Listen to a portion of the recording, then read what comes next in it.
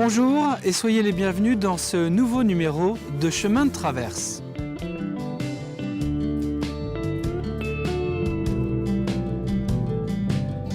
Cette semaine, je vous emmène à Chavagne-en-Paillé à la rencontre de Joël Guérin, son métier, producteur de foie gras.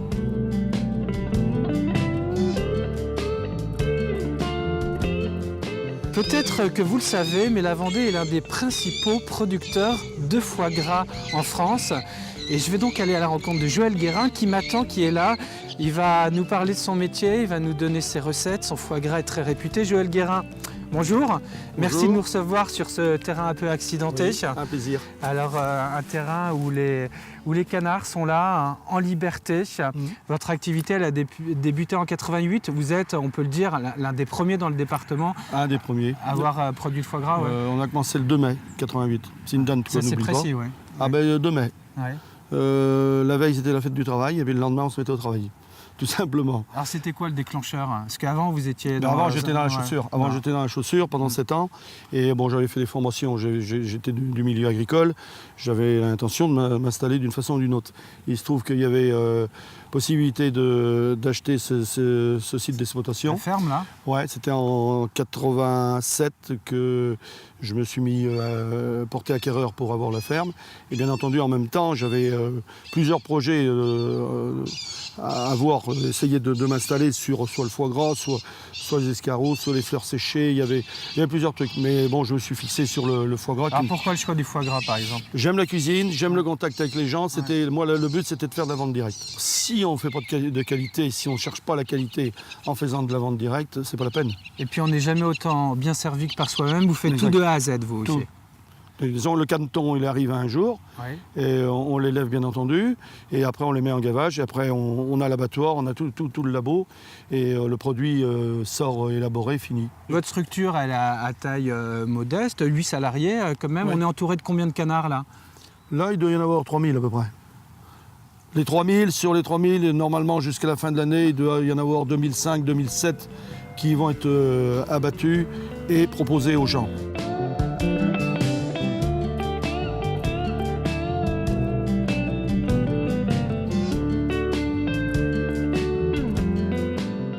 Bon, attends, Grégoire, je vais te montrer quelque chose. 10 jours, 15 jours avant de les gaver, pré-gavage, ça consiste tout simplement à fermer les mangeoires. Mais comme c'est des bêtes qui sont très voraces, très voraces, le lendemain, on ouvre, ils ont vite pigé. Tac, ils foncent dessus l'aliment, ils en mangent un maximum d'aliments. Ça les prépare au gavage, c'est-à-dire qu'on agrandit le jabot. Le but, c'est d'agrandir le jabot. Après, quand on va dans la salle de gavage, on voit le maïs qu'on donne.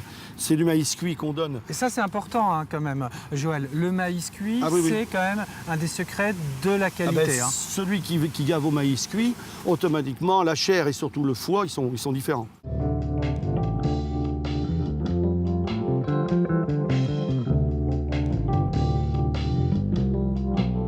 Alors si vous voulez bien maintenant, je vous invite à quitter Chavagne-en-Paillé pour aller entre Challans et Apremont. On va aller à la rencontre de deux producteurs.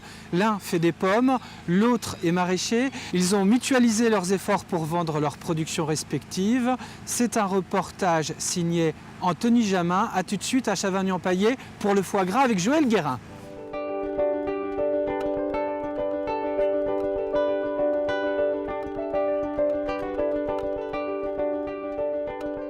« 15 octobre, Jacques et sa femme sont en pleine cueillette avant l'hiver. Sur les 2,5 hectares de verger, 60% de la production est vendue en direct sur les marchés. Les 40% restants correspondent à la cueillette des particuliers. Pour déterminer donc le stade optimal de cueillette, eh bien, un des éléments est de mesurer le taux de sucre. Et le taux de sucre se mesure avec un appareil qui s'appelle un réfractomètre, sur lequel on pose quelques gouttes du jus de la pomme. Et en lecture directe, eh bien, on a le taux qui varie entre 11 et 13% à peu près. Alors celle-ci qui a une maturité un petit peu supérieure, eh bien, frôle le 13, hein, elle est à 12,70 à peu près.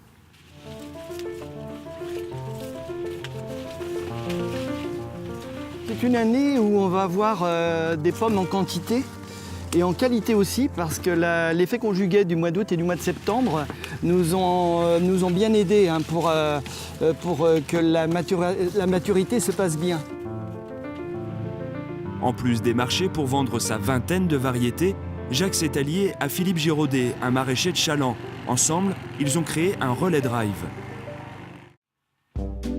Et voici les légumes de Philippe, rangés par caissette, elles-mêmes classées par ordre alphabétique, et les pommes et poires de Jacques qui viennent s'ajouter aux commandes passées sur Internet la veille.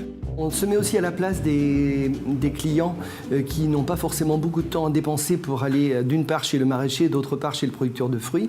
Eh bien, tout simplement, ça leur évite un déplacement.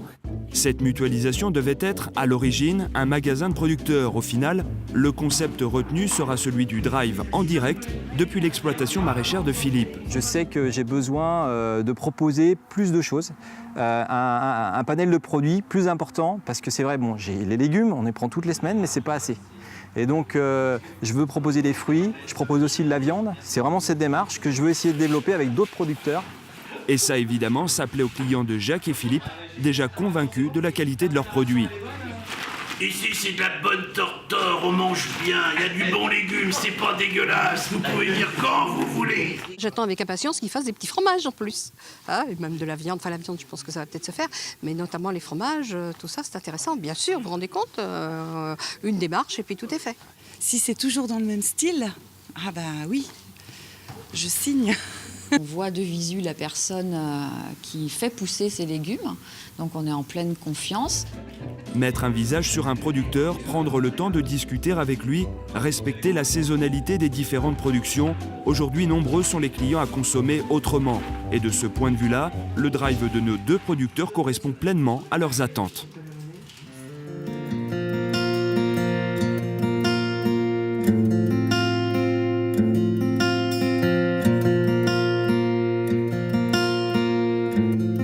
Voici le retour à Chavagny-en-Paillé avec la production de foie gras de Joël Guérin. Joël Guérin, vous allez nous montrer l'abattoir. Oui. C'est un moment qui est évidemment, j'allais dire vital, mais vital, non, c'est tout le obligatoire. contraire, mais obligatoire.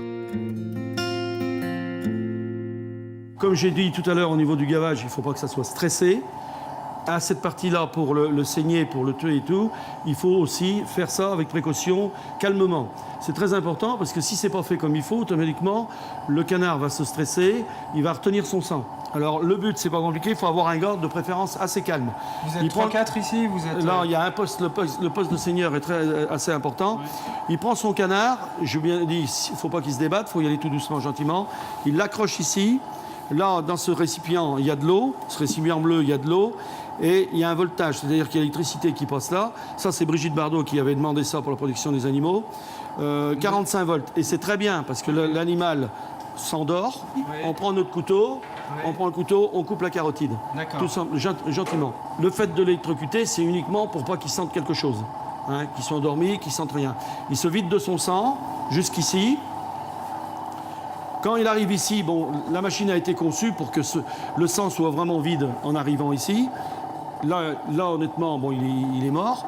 Et après, là, il y a un récipient où il y a de l'eau à 70-72 degrés. Pas assez, ça plume pas. Trop, après, ça déchire la peau. Donc 70-72 degrés. On a un thermostat pour ça.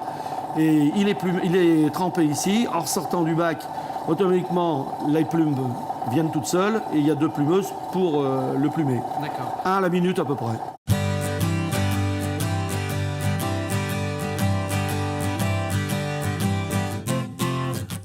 Bon, maintenant, tout simplement, on va voir le fruit de mon travail, c'est-à-dire le produit fini, élaboré. Tout simplement, on va aller au magasin. Okay.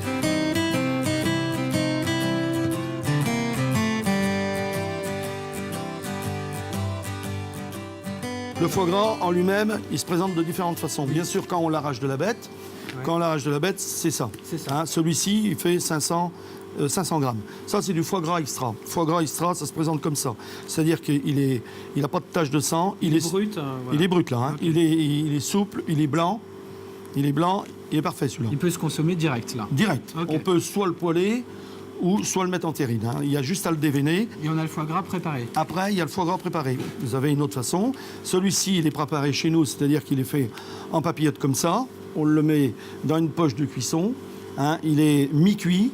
Il est cuit à cœur à 63-64 degrés, à peu près 65, on va jusqu'à 65. Il faut bien savoir qu'un foie, plus il est cuit à cœur et plus la longueur en bouche sera importante. Après, vous avez une autre façon de mi-cuit, mais en pot. Ça, on trouve ça souvent dans le Ça, commerce. c'est très pratique. Ouais. Bon, l'avantage, c'est qu'on le consomme très rapidement. Oui. Et aussi, sa durée de consommation. Les conservations, c'est plus longue que ça. ça, faut 2 mois. Ça, par contre, 15 mois, 16 mois. D'accord, mais ça va être la même qualité, Mais- le même goût. Sans problème. On a Bon, y a demi-cuit et cuit. Ouais. Le cuit, Après le cuit, c'est la longueur de bouche. Hein. la longueur de bouche est plus importante, mais il faut le laisser, il faut le laisser vieillir, le laisser s'affiner. C'est comme une bonne bouteille, il faut la laisser s'affiner. Voilà. Très bien. Le foie gras, On va se servir tranquillement. on La le bonne met franquette. sur un pain qu'on aime bien, hein, Oui, voilà. de campagne ou autre. Oui, mais surtout pas, c'est pas la peine de prendre du pain sucré. C'est pain de mie, non, je suis pas d'accord. Les pains un peu gâteaux, là, c'est pas bon ça. Et de préférence, on n'étale pas, on laisse. Ah non, surtout jamais, pas. jamais, Jamais. jamais.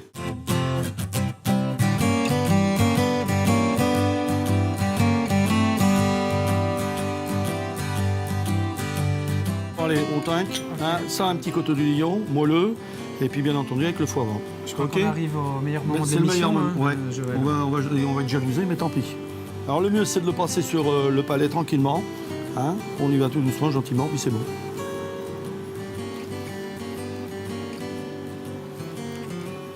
Alors, il va rester en bouche un petit peu, le pois, sur le palais.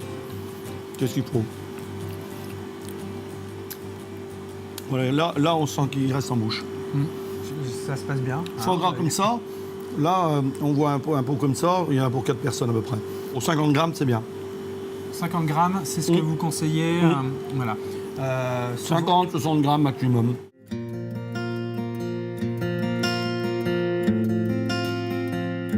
La semaine prochaine, je vous emmène à Bazoches-en-Parais. Nous irons à la rencontre de Christine Lelot. Elle est passionnée par les chevaux et depuis quelques années, dans son château, elle a créé un haras.